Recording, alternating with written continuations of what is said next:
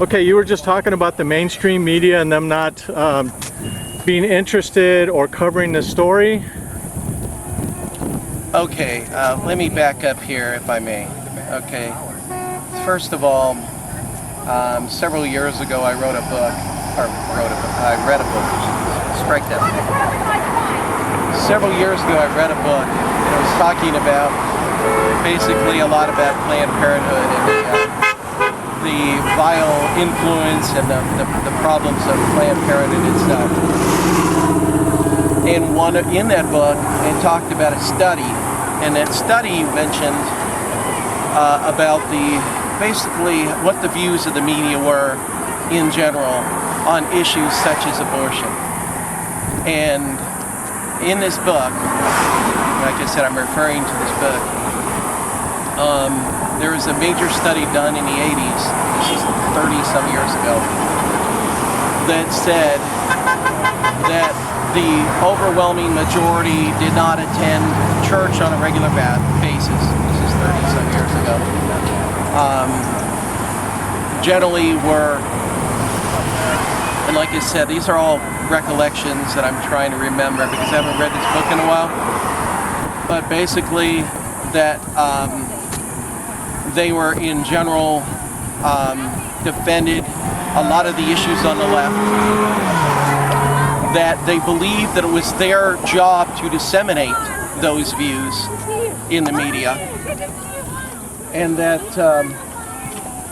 also that some, I think it was like, in the end, it was like 98% viewed that abortion should be legal, or they believed in abortion. That was, like I said, a book that I had read about 30 years ago,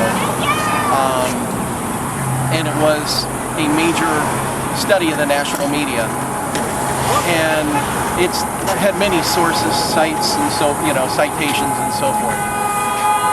It happens that also that I was at a Planned Parenthood. God, strike that from me. I was at a pro-life rally in, I don't know, 25 years ago, whatever it was.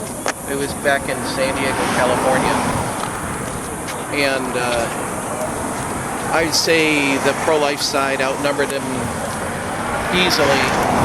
I don't know how many, but it was a great majority. We had probably 200 people at this rally at this clinic, and we probably had, there was maybe a handful of pro-abortion people. When I saw the report on the air that day, it came back as if there was either an equal number of pro-abortion, the pro-life people, or that they actually maybe outnumbered us. It was almost like they twisted it around to make it look like we really didn't have a lot of people there to support the pro-life side. I called up the news director, and I can't remember which station it was, so I don't want to mention any station. I just remember calling up the station. I was obviously angry about it, and I talked to them about, the reporting and how upset I was at the reporting, how we felt like we were robbed and misrepresented in the media by their station. And I talked to the news director, and I told him, I told the news director, I said, it sounds like you're pro-abortion. And he said, damn right I am. And that was one of those amazing things that I heard. When I heard that, I was kind of scratching my head like, why would, he blew his cover right away.